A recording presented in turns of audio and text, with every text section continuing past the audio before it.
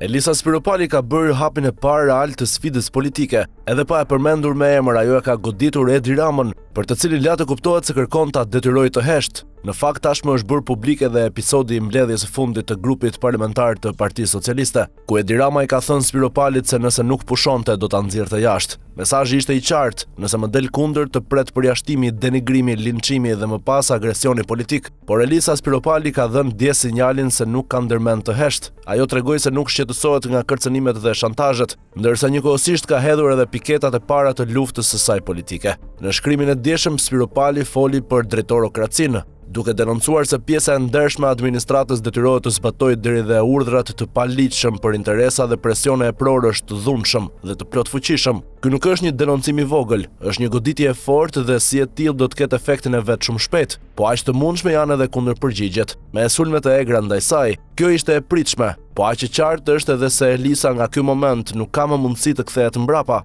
Asaj tani i mbetet vetëm të ecë përpara në këtë rrugë, kushdo qofshin shkaqet që e kanë sjellë mamicën e Skënderbeut në këtë pozicion, cilat do qofshin ambicjet apo llogaritë e saj, rëndësi ka një fakt. Ajo ka nisur të flasë dhe ky është një zhvillim pozitiv. Shumë kush mund të thotë se u kujtua vonë, se po flet sepse Rama ja goditi, se po lëviz vetëm pasi humbi pjesën e saj të pushtetit. Këto mund të kenë edhe logjikën e tyre, por në politik nuk kemi të bëjmë me shenjtor. Motivet janë gjithmonë të lidhura me interesin, me statusin dhe me betejën për mbijetesë. Rëndësi ka që gjërat kanë nisur të lëvizin. Megjithatë, pas kapërcimit të këtij pragu, rruga e Elisës bëhet edhe më sfiduese. Ajo nuk duhet të decë nga ajri i ndotur i realitetit ku zbriti më në fund, as të mjaftohet me hapa të vegjël apo me nervozizëm të rastit. Spiropali duhet të tregojë më qartë se si funksionon realiteti atje lart, larg njerëzve të zakonshëm. Duhet të flasë jo vetëm me fraza të përgjithshme, por me emra, me ngjarje dhe me fakte konkrete. Denoncimi i sotëm ishte një hyrje, tani duhet vazhdimi. Nëse ajo e ka seriozisht këtë rrugë, nuk mjafton vetëm të rrëfejnë neverin për ata që dje i kishte pranë. Ajo duhet të ndërtojë aleanca brenda PS-s, edhe me ata që nuk i ka dashur dhe ndoshta nuk e kanë dashur.